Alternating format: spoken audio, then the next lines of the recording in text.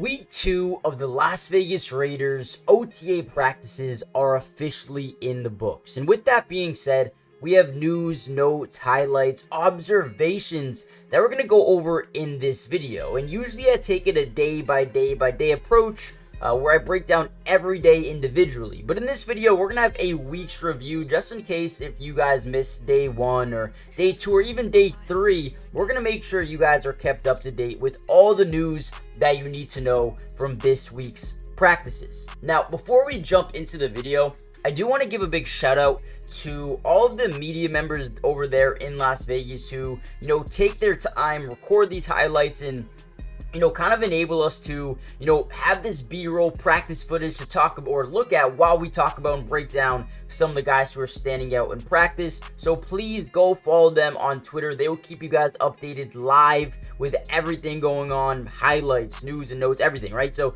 go follow them on Twitter for more of this content, but in live time. Go follow them, right?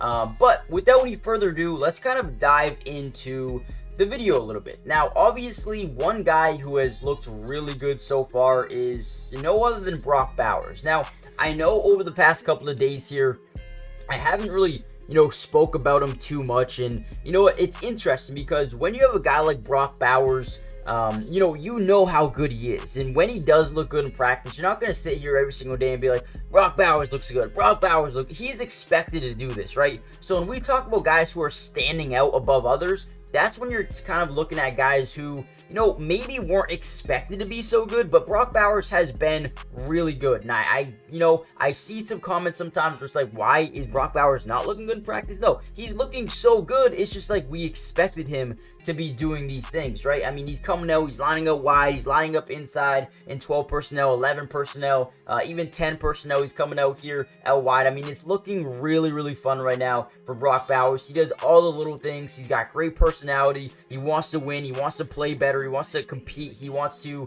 just work and get better each and every single day. And I feel like, since he's been here, that's all he's done. Just, working multiple different positions.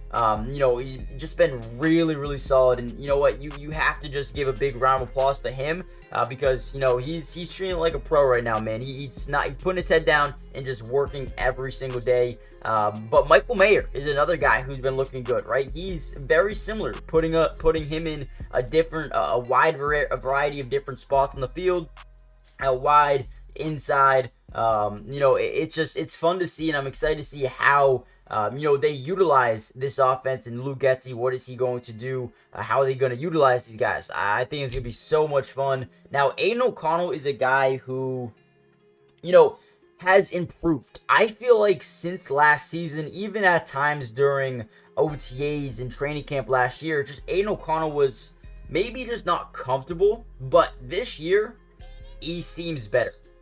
Now, I think, and I may be wrong about this, but for some odd reason, it seems like his release time is quicker than it was last season.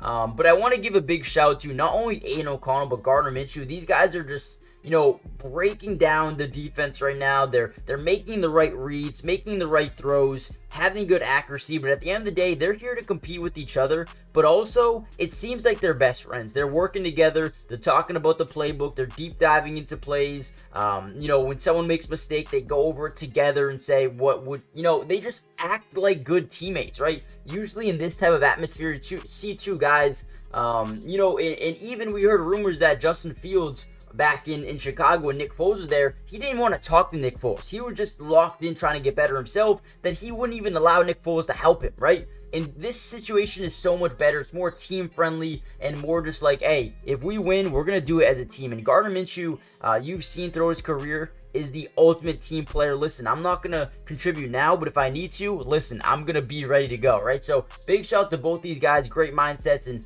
they're really getting it going right now. They're looking pretty good, right? A lot of room to grow, but good so far. Guys, before we get any further into this video, do me a big favor and subscribe if you're new. Join the family. It's free. It doesn't cost anything, and we will be covering the entirety of not only OTAs, but mandatory minicamp, preseason, training camp, regular season. And get this, once the regular season and preseason kick off, we're going to be breaking down film each and every single game for the Raiders. So make sure you guys are here for that. Make sure you guys join the family. It's free, doesn't cost anything, and hit the like button. It really does help out the channel so much. Now let's get into some more questions. Now there was a couple of guys really starting to stand out. One of those guys being Byron Young, a former high-end draft pick of the Raiders, I believe last season. Now he is behind a lot of talent, right? Christian Wilkins, Tyree Wilson, Adam Butler, John Jenkins, Matthew Butler, but Byron Young is the guy they still have a lot of hope for and desire that he can play a big-time role with this football team. And again, he probably won't be a day one starter, but this guy has been making plays in practice in terms of getting his hand up there. You can't hit the quarterback with no pads and no contact right now, but he is getting the hand on the football, swatting balls down the line of scrimmage, just making some really, good things happen. Also had a fumble recovery. I think he is just having a good start to OTAs right now. But again, the most important thing is if he can translate this to when the pads come on in training camp preseason,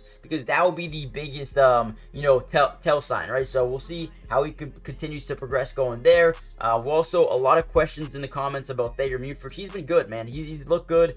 You could tell that he is one of those guys that doesn't really care about the money or the fame or that he just wants to be better. He wants to play at the best version he can be at, and I feel like he's really taking this offseason very seriously. You can tell he's just having really good days in team period, individual drills, and I think a year 3 leap for Thayer is something that looks like it could definitely happen. Obviously, he will be your starting, most likely, right tackle alongside Dylan Parham, and you got Andre James on the center position. A big upgrade with Jackson Powers-Johnson. You still have Colton Miller, but you bring in a bunch of veterans that can help these guys grow as players, right? The Andres Peets, the Cody Whitehairs, right? You bring in a DJ Glaze to add competition and be like, hey, Thayer, listen, we think you're our guy, but we also have a 3rd round pick here that we think has a ton of potential as well, right? And at the end of the day, what competition does is make sure that everyone plays at their highest capabilities on every single snap, because at the end of the day, these guys are here to take your job. These guys are here to be a starter on a football team. So